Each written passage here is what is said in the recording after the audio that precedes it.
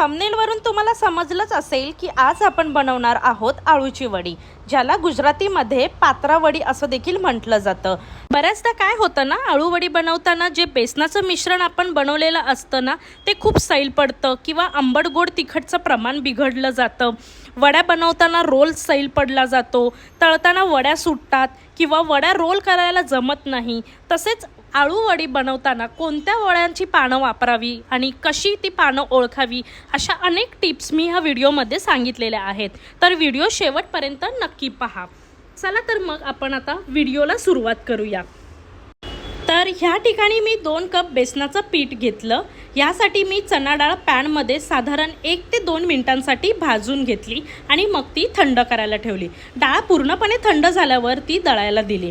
तुम्ही ह्याऐवजी बाजारात मिळणाऱ्या तयार बेसनाचं पीठ सुद्धा वापरू शकता। त्यानंतर ह्यात मी 5 चमचे अद्रक लसूण मिरचीची पेस्ट टाकली, ज्यात अर्धा इंच अद्रक, 6 ते 7 लसूण पाकळ्या आणि 5 ते 6 हिरव्या तिखट मिरच्या वाटून घेतलेल्या।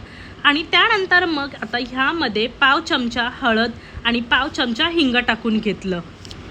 त्यानंतर मग पाव चमचा धना जिरा पावडर, अर्धा चमचा लाल तिखट, पाव चमचा गरम मसाला आणि 2 मोठे चमचे साखर टाकलेले आहेत। त्यानंतर मग 7 चमचे चिंचेचा कोळ टाकला आहे। ह्या ठिकाणी मी चिंच अर्धा तास पाण्यात भिजवून ठेवलं आणि मग गाळून त्याचा कोळ वापरलेला आहे। तुम्ही चिंचेच्या ऐवजी लिंबाचा रस सुद्धा वापरू शकता किंवा जास्त घाई असेल, वेळ कमी असेल तर अशा वेळी तुम्ही साधारण पाव वाटी पाणी उकळून त्यात चिंच टाकून 5 ते 10 मिनिटांसाठी चांगलं उकळून चाळणीने हे गाळून चिंचेचा हा कोळ वापरू शकता। चवीनुसार मग ह्यामध्ये मी मीठ टाकलं आणि साधारण पाव वाटी पाणी टाकून हे सगळं व्यवस्थित असं मिक्स करून घेतलं, जेणेकरून बेसनाच्या गुठल्या राहणार नाही। मला ह्यात अजून 1 चमचा साखर टाकावी लागली, म्हणजे मला 3 चमचे साखर टाकावी लागली आहे। हे सगळं आता छान असं व्यवस्थित मिक्स करून घ्यायचं आणि व्हिडिओमध्ये दाखवल्याप्रमाणे साधारण इतकी आपली ह्या पिठाची कन्सिस्टन्सी असायला हवी। पीठ जर पातळ झालं असेल तर तुम्ही ह्यामध्ये बेसन टाकून ह्याची कन्सिस्टन्सी ॲडजस्ट करू शकता। त्यानंतर मग सर्वात शेवटी ह्यामध्ये सफेद तीळ टाकलेले आहेत। तर ह्या ठिकाणी मी 3 मोठे चमचे सफेद तिळाचा वापर केलेला आहे। तीळ टाकून झाल्यावर आता हे सगळं व्यवस्थित मिक्स करून बाजूला ठेवून द्यायचं। आणि आता तुम्हाला मी आळू वड्यांसाठी वापरल्या जाणाऱ्या पानांबद्दल थोडक्यात माहिती सांगणार आहे, जसं की कोणती पानं वापरावी किंवा आळू वड्या बनवण्यासाठी कोणत्या पानांचा वापर करावा, ती पानं कशी ओळखावी, ह्याबद्दल मी तुम्हाला थोडक्यात सांगणार आहे। तर सर्वप्रथम आळू वड्यांसाठी कोणती पानं वापरावी। बऱ्याच जणांना आळू वड्यांसाठी कोणती पानं वापरावी, ती कशी ओळखावी हे समजत नाही। तर सगळ्यात सोपी गोष्ट म्हणजे जेव्हा तुम्ही पानं घ्याल ना, तर त्याची किनार बघावी। नेहमी लक्षात ठेवा, आळू वड्यांच्यासाठी जी पानं वापरली जातात ना, त्याची किनार जी आहे ती डार्क रंगाची असते, म्हणजेच हलका असा वांगी कलर असतो। व्हिडिओमध्ये तुम्ही बघू शकता की आपल्या ह्या पानांच्या किनाऱ्याला हलकासा असा वांगी कलर आहे किंवा डार्क कलर आहे। तर अशी ही पानं वड्यांसाठी वापरली जातात। आणि ज्या पानांना वांगी रंग नसतो, ती अगदी जशी पानं आहेत तशाच रंगाची किनार असेल तर ती पानं म्हणजे तेराची पानं असतात, म्हणजेच आळूची भाजी करण्यासाठी त्या पानांचा वापर केला जातो। आता दुसरी गोष्ट म्हणजे आळू वडी बनवण्यासाठी कोणत्या पानांचा वापर करावा। तर शक्यतो आळू वडी बनवताना जी पानं कोवळी असतील, छोटी असतील किंवा मध्यम आकाराची पानं असतील त्याच पानांचा वापर करावा। जास्त मोठी पानं असतात ना, त्यांचा वापर केल्यावर आहे ना, वड्यांना चव येत नाही, कारण ती पानं जून झालेली असतात। म्हणून शक्यतो छोटी किंवा मध्यम आकाराची मीडियम पानांचाच वापर करून आळू वडी बनवावी। आणि आता तिसरी आणि सर्वात महत्त्वाची गोष्ट म्हणजे जेव्हा आपण आळू वड्यांसाठी जी पानं विकत आणतो किंवा बागेतून तोडतो ना, तेव्हा लगेच त्या पानांच्या वड्या करायच्या। जास्त दिवस पानं जर आपण ठेवली तर ती नरम पडतील आणि नरम पडल्यामुळे ना वड्या चांगल्या आकार नाही घेत। म्हणून शक्यतो ताजी पानं जी असतात तीच पानं वापरून वड्या बनवाव्या। व्हिडिओमध्ये सांगितल्याप्रमाणे तुम्ही ह्या सगळ्या टिप्स आणि ट्रिक्स लक्षात ठेवून जर आळू वडी बनवली ना, तर मला खात्री आहे की तुमची आळू वडी बाहेर मिळणाऱ्या हलवाईच्या दुकानातल्या आळू वडीपेक्षा छान बनेल। आता ही सगळी पानं मी नळाखाली छान अशी धुवून घेतली, जेणेकरून सगळी माती फवारणी निघून जाईल। आता ही पानं एका कॉटनच्या कपड्याने सगळ्या बाजूने व्यवस्थित अशी पुसून घ्यायची आहे। लक्षात ठेवा, ही पानं हलक्या हातानेच पुसून घ्यायची आहे, नाहीतर ही पानं तुटण्याची शक्यता आहे। आणि अशा प्रकारे सगळी पानं आपली छान व्यवस्थित कोरडी पुसून झालेली आहेत। तर आता आपण पानाचे अतिरिक्त देठ कापून घेणार आहोत। तर ह्यासाठी सर्वप्रथम पान अर्ध्यामध्ये दुमडून पानाच्या थोडं वरतीच असं सुरीच्या सहाय्याने देठ कापून घ्यायचे आहे। अशाच प्रकारे वरून सुरी खालीपर्यंत देठांवरून फिरवायची आहे, जेणेकरून अतिरिक्त देठ असं कापले जातील। लक्षात ठेवा, सुरी हलक्याच हाताने फिरवायची, नाहीतर पानं फाटण्याची शक्यता आहे। तर ही होती तुमची आजची टिप, ज्याच्यामुळे तुमची पानं फाटली जाणार नाही। कारण बऱ्याच वेळा असं होतं की जेव्हा आपण ही अतिरिक्त देठ सोलत असतो किंवा कापत असतो तेव्हा पानं फाटली जातात। तर अशा प्रकारे व्हिडिओमध्ये दाखवल्याप्रमाणे तुम्ही जर देठ सुरीच्या सहाय्याने कापली ना, तर तुमची पानं फाटली जाणार नाही। आता बऱ्याच जणींना हा प्रश्न पडला असेल की ही देठं का बरं कापून घ्यायची। तर देठं कापल्यामुळे काय होतं ना, पानं छान मऊ होतात आणि व्यवस्थित वळली जातात, म्हणून आपण ही देठं कापून घ्यायची आहेत। आणि अशा प्रकारे मी सगळ्या पानांची अतिरिक्त देठं कापून घेतलेली आहे। व्हिडिओमध्ये दाखवल्याप्रमाणे तुम्ही जर बघून ही देठं कापून घेतली ना, तर तुमची पानं फाटणार नाही आणि तसंच वड्या देखील छान बनतील। आता आपण ह्या ठिकाणी एक स्टीलचा टोप घेतलेला आहे आणि स्टीलच्या टोपामध्ये तेल टाकून हे तेल पूर्ण भांड्याला आतून व्यवस्थित असं पसरवून घ्यायचं आहे, जेणेकरून जेव्हा आपण वड्या ह्यामध्ये ठेवू ना, तर त्या चिकटल्या जाणार नाही। शक्यतो स्टीलचंच भांडं वापरावं, ॲल्युमिनियमचं भांडं वापरल्याने ह्याच्यावर रिॲक्शन होऊ शकतं। कारण आपण ह्या ठिकाणी चिंचेचा कोळाचा वापर केलेला आहे आणि वड्या जेव्हा आपण तयार करून ॲल्युमिनियमच्या भांड्यामध्ये ठेवू तर त्याचं रिॲक्शन होऊ शकतं, म्हणून शक्यतो स्टीलचंच भांडं वापरावं। आता हा टोप मी साईडला ठेवून देणार आहे आणि आता वड्याला पीठ लावायला घेऊया। तर ह्यासाठी आपण एक पान पालतं ठेवायचं आहे आणि त्यावर हलक्या हाताने मिश्रण सगळीकडे पसरवायचं आहे। पानाच्या सगळ्या बाजूला पीठ व्यवस्थित लावून घ्यायचं, मध्येच जास्त पीठ मध्येच कमी पीठ असं करू नये, नाहीतर वड्या व्यवस्थित रोल होणार नाही।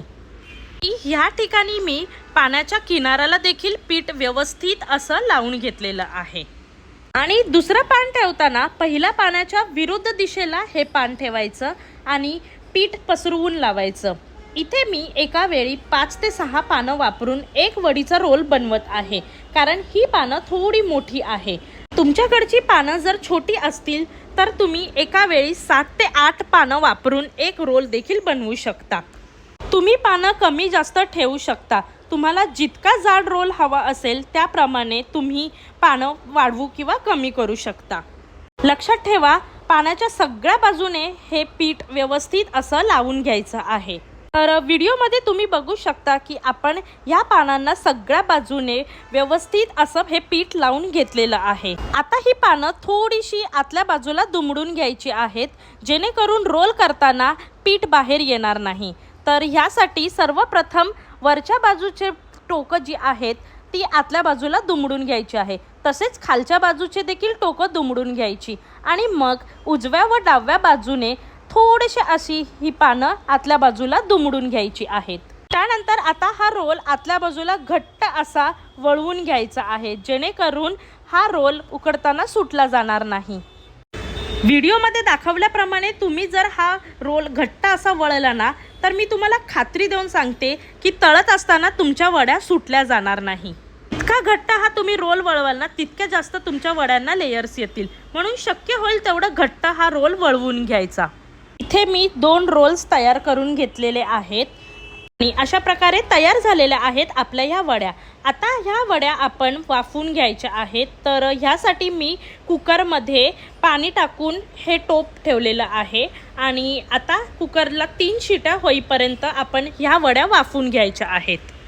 तुमच्यापैकी बऱ्याच जणांची ही तक्रार होती की वड्या जेव्हा आम्ही बनवतो, रोल करतो, तर त्या व्यवस्थित रोल केल्या जातात आणि तसंच आमचं जे बेसनाचं जे थिकनेस असतं ती देखील बरोबर असतं, जास्त पातळही नसतं आणि जास्त घट्टही नसतं। पण तरीसुद्धा जेव्हा आम्ही ह्या वड्या उकडून जेव्हा कापायला घेतो तर त्या तुटल्या जातात। तर ह्या ठिकाणी हे असं होऊ नये ह्यासाठी मी तुम्हाला अजून एक टिप सांगणार आहे। तर ती टिप म्हणजे अशी आहे की जेव्हा आपण कुकरच्या शिट्या करून घेतो ना, तर तो कुकर लगेच न खोलता 30 ते 45 मिनिटांनंतर कुकर खोलायचा आहे, जेणेकरून वड्या आत थंड झाल्या जातील। तर अशा प्रकारे ह्या वड्या पूर्णपणे थंड करून घेतल्यानंतर आपण जर ह्या वड्या कापल्या ना, तर त्या तुटल्या जाणार नाही। आणि आता व्हिडिओमध्ये तुम्ही बघू शकता की मी ह्या वड्या 30 ते 45 मिनिटांसाठी कुकरमध्येच थंड करायला ठेवल्या होत्या, त्यामुळे ह्या वड्या किती व्यवस्थितरित्या न तुटता कापल्या गेल्या आहेत। एक रोल तर वड्यांचा कापून झालेला आहे, हा मी बाजूला ठेवून घेते आणि या ठिकाणी आता मी दुसरा रोल कापायला घेतलेला आहे। वड्या पूर्णपणे थंड झाल्यामुळे त्या अगदी सहज न तुटता कापल्या जात आहेत। आणि हो, वड्या कापण्यासाठी वापरल्या जाणाऱ्या सुरीला चांगली धार असायला हवी, जेणेकरून वड्या सहज कापल्या जातील। शक्यतो वड्या एकाच आकारामध्ये कापायच्या आहेत, जास्त जाड देखील नाही ठेवायच्या किंवा जास्त पातळ देखील नाही ठेवायच्या। जास्त जाड ठेवल्या तर त्या तळताना आतपर्यंत व्यवस्थित तळल्या नाही जाणार, आणि जर जास्त पातळ ठेवल्या तर तेलामध्ये त्याचे लेयर सुटू शकतात, म्हणून साधारण 1 इंच जाडीमध्ये ह्या वड्या ठेवायच्या आहेत। तुम्ही इथे व्हिडिओमध्ये बघू शकता की आपल्या या वड्यांना किती छान अशा लेयर्स आलेल्या आहेत। बऱ्याच जणींची ही तक्रार असते की आमच्या वड्या व्यवस्थित कापल्या तर जातात, पण ज्यावेळी आम्ही ह्या वड्या तेलामध्ये टाकतो तेव्हा आमच्या वड्यांचे जे लेयर्स असतात ते सुटू लागतात। तर असं न होण्यासाठी इथे तुम्हाला मी एक टिप सांगते, ती म्हणजे सर्वप्रथम तेल जे आहे ते मध्यम गॅसच्या आचेवर गरम करायचं आहे।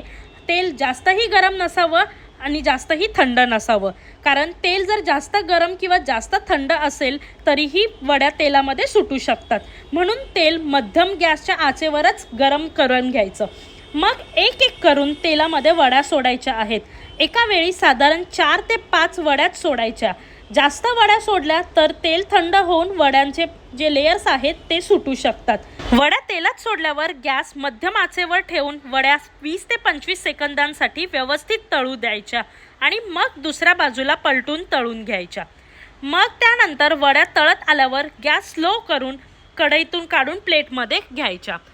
पहिल्या 20 ते 25 सेकंदांसाठी ह्या वड्या व्यवस्थित अशा तेलामध्ये तळून द्यायच्या आहे। त्या चमच्याने अजिबात हलवायच्या नाही, नाहीतर त्याचे जे लेयर्स आहेत ते सुटू शकतात। आणि आता व्हिडिओमध्ये तुम्ही बघू शकता की एवढं डीप फ्राय करून सुद्धा आपल्या ह्या वड्यांच्या लेयर्स जशाच्या तशाच आहेत। तर आपल्या ह्या शेवटच्या बॅचच्या वड्या मी प्लेटमध्ये काढून घेत आहे आणि तुम्ही बघू शकता की आपल्या ह्या वड्यांना किती छान असा सोनेरी रंग आलेला आहे। तर मी सांगितल्याप्रमाणे तुम्ही जर सगळ्या टिप्स आणि ट्रिक्स फॉलो करून ह्या वड्या घरच्या घरी बनवल्या ना, तर मला खात्री आहे तुम्हाला बाहेर मिळणाऱ्या विकतच्या आळू वड्या आणायची गरजच लागणार नाही। तर अशा ह्या आळू वड्या तुम्हाला कशा वाटल्या हे आम्हाला लाईक, शेअर आणि कमेंट करून नक्की कळवा। तसेच आमचे नवनवीन व्हिडिओज पाहण्यासाठी बेल आयकॉनवर क्लिक करून चॅनलला सबस्क्राईब करायला विसरू नका। लवकरच भेटूया पुढच्या व्हिडिओमध्ये, तोपर्यंत बाय।